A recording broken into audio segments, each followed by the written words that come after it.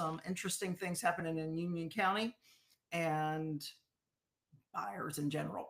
So, my name's Ann Rudd. I'm with LPT Realty and owner of the Ann Rudd Group, and I work out of the Charlotte metro region, both North and South Carolina.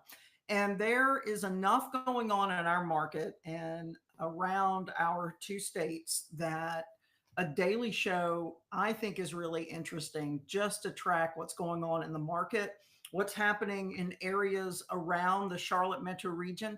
And because I live in Union County, I focus more on it because I love where I live. I love this county. I love its ruralness.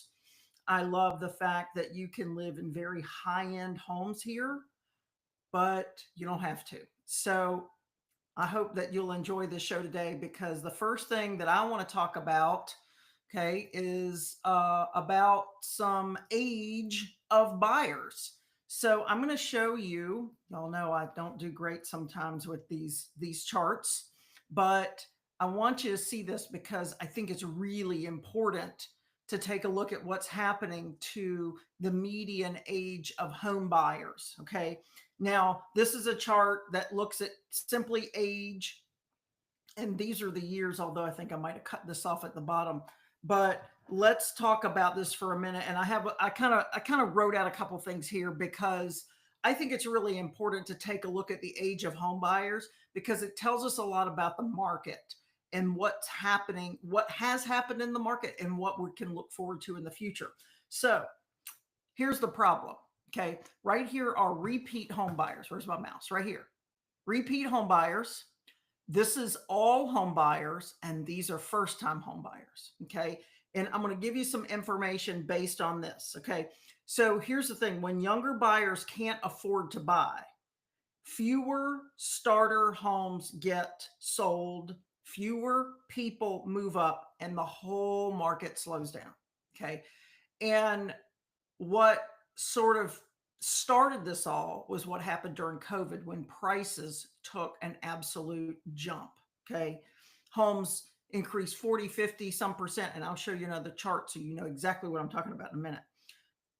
If younger people aren't replacing older buyers, we see fewer entry level homes sold, more downsizing, okay, and slower movement in the market. And that is what we are seeing, okay? It's a sign that our housing market is aging. And this creates new challenges for affordability and growth. Now, if we see continued stagnation, and I can't say that about Charlotte, but in other parts of the country, there are some places where prices are dropping. And if we can continue to see mortgage rates come down, this should help the situation. Okay. In 2007, the typical repeat home buyer was 46 years old. All right. Right here. Right here, 2007. They were born around 1961. And in 2024, the typical repeat home buyer, okay, they went from here to here. Okay. This is the same buyer that bought in 2007 has now bought in 2024 in their 60s. Okay. So this is the same person. These are the same demographics for the same type of people. If you're born in 61 or early 60s, in 07, you were 40 in your 40s, mid 40s, and now you're in your 60s. This is the same buyer. Okay. All right. So what does this tell me? Okay. Number one, 2000 2001, 2000, or 2020, 2021, 2022 didn't help us any. Didn't help buyers any. Okay. So how do we get buyers into homes? We got to have builders building those 350, 400 homes. Okay. between 3 and 400,000. What does that look like as far as a home payment? You're looking at 3.5% down payment if you're doing FHA. Okay, 5% if you're doing conventional. So that is the money that you have to save. And I know it's tough. I know it's tough to save money, but this is how you get into this market. Now, can you buy a cheaper home? Yeah, you can. You can find cheaper homes, but you can't live in Fort Mill and find a cheaper home. I mean, you might be able to find a little fixer, like serious fixer around the Fort Mill area, Indian Land area, but it's not the norm. Okay. If you want a normal 3-bedroom, 2.5 bath, 1,800 square foot home, 1,600 square foot home, you're looking between $300,000 and $400,000 in the Fort Mill area, if not more. Okay. If you want to live in Mecklenburg County, our average sales price in Mecklenburg County is significantly higher than that. So there are ways to purchase something, but you're going to have to sacrifice. How do you sacrifice? If you can work from home a few days a week, move out a little bit further. Look at Rock Hill. Look at Gastonia. Look at Kings Mountain. Okay. I'm a big fan of Hartsville, South Carolina. It's a little bit of a haul. Okay. But you can buy a home there for 200,000 or 250, a decent one, not a crap house. So this is what is happening. And, I wanted to talk about it because it is something that I'm keeping my eyes open to. And, I want to show you this because this kind of shows what happened in 2020 to 2025. And these green states, these states with the green are states that had the highest price gain. And you can see us in this. Okay. You can see North and South Carolina. There's a lot of homes in the Southeast and through this Montana, Idaho corridor into Arizona. So this is kind of what happened between first quarter 2020 to first quarter 2025 and what happened to housing. I don't know about you, but I know a lot of people that moved into Tennessee. I know a lot of people that moved to Florida. I know a lot of people that moved to South Carolina. Obviously, a lot of people moved to Rhode Island and Maine and Vermont and New Hampshire. Now, I suspect that they moved there from Boston, New York, but this is kind of what's happened since COVID. And we all know that Montana had a significant price increase. So did Idaho, all of these states down here. And so my point is this hurt us significantly. And part of this happened because our interest rates were very low. The US government was involved in some things that they shouldn't have been involved in that affected the pricing of mortgages, which was good for people until it wasn't. Okay. The government stopped buying bonds. The government, did some things that caused interest rates to go up. The Fed raised rates. Mortgage companies priced in more higher mortgages for like the year. And so things started going sideways.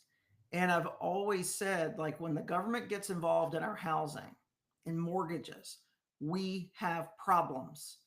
The government loosened mortgage regulations in the early 2000s.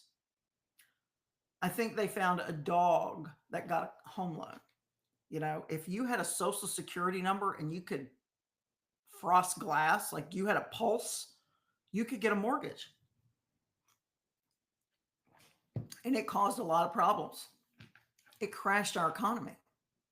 And then here we go with the government backing or purchasing bonds, and which caused interest rates to go so low that everybody was buying. And yes, it was tougher to get a mortgage. So there's that. And we're, I think, in good shape with things like foreclosures. We're not seeing gobs of them, but it's hurt us because there is an after effect. So I'm not in favor of the government being involved in housing at all. Um, I know that there are some good things they can do, but typically when they meddle, they cause problems, which is sort of my view of government in general. But so that's something that I want to watch. It's really an interesting situation. It really is for me, and I don't know how things will shake out in the next year, but I do think that um, our market is still going to recover, and I think that we're going to have still a lot of people uh, buying homes. So if you're thinking about buying, um, the biggest thing that you can do is be informed. Talk to an agent that you trust. Find a lender that'll work with you. Get in front of that before it's time to buy, because if you're doing that, then I think that you're going to be really, really happy with your results. You know, I have someone that I've worked with that is a first time home buyer, and she's just getting a lot of advice. She's getting a lot of advice from the internet, which is not the best.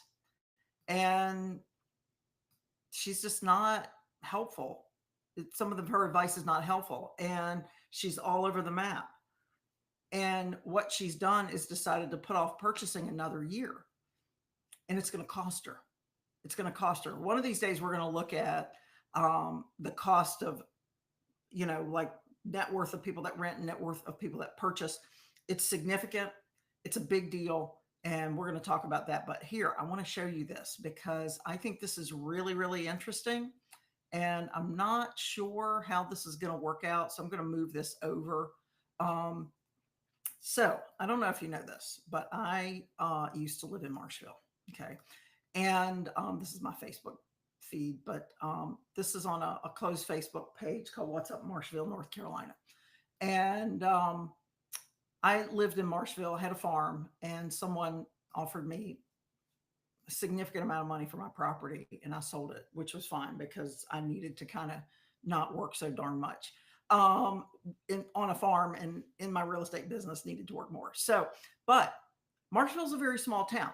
If you're aware of Union County at all, you know about the Monroe bypass. And I like the Monroe bypass. I think the Monroe bypass is great, but it dumps out in Marshville. Okay.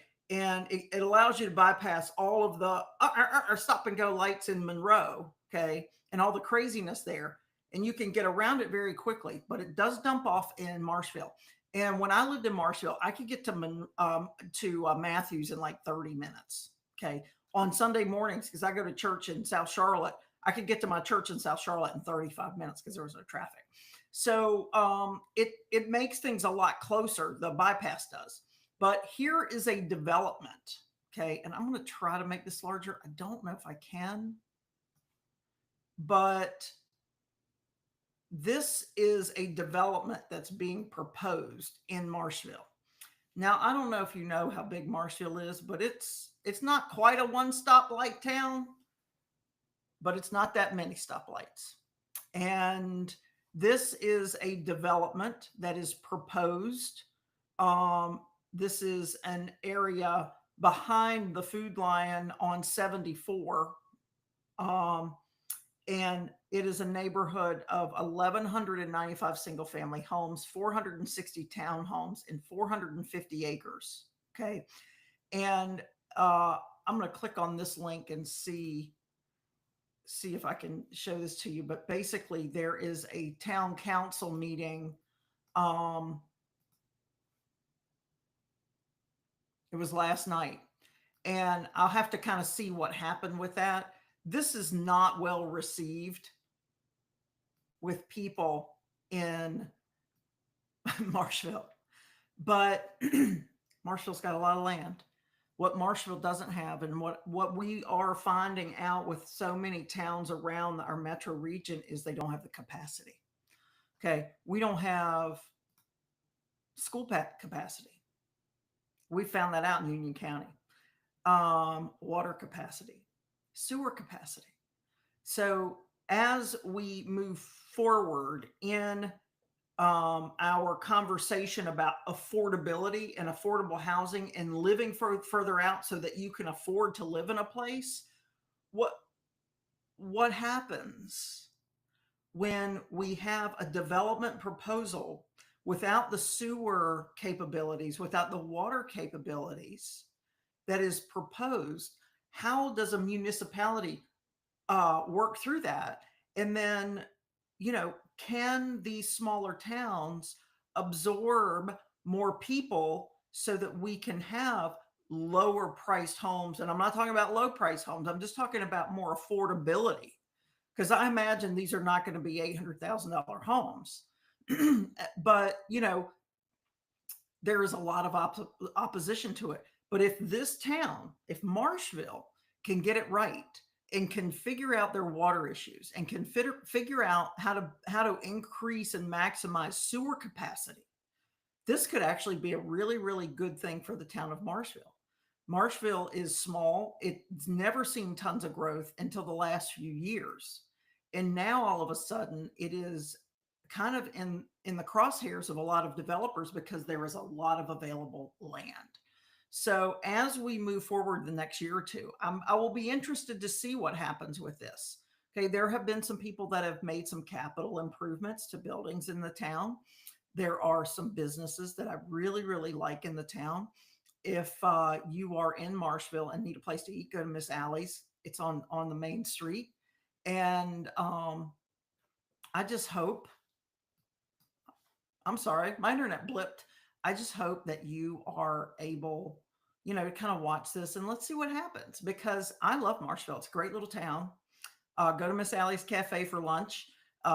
There's a clothing store called the Pink Dahlia my daughter loves to go to, and the people are super friendly there.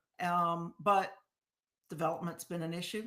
It's going to continue to be an issue because of things like capacity. So that's what I've got for you today. I hope this is interesting for you. I find it very interesting to see the progression of development in towns, to see what's going on with our market and national numbers. We have seen a lot of changing in the Charlotte metro region, and I think a lot of it's been for good. So hopefully you get as much out of this as I do. I would love to see you here every morning, and we start early. I know it was a little bit late today. My phone started ringing early this morning, but at 8:30 every morning, you'll see us Monday through Friday. And I hope to see you here tomorrow. If you'd like to get in touch with my newsletter or be on my newsletter list, cltmarketbuzz.com, cltmarketbuzz.com. Catch me on the web, annruddgroup.com. Take care. Have a great day. Happy Tuesday. Talk to you soon. Bye.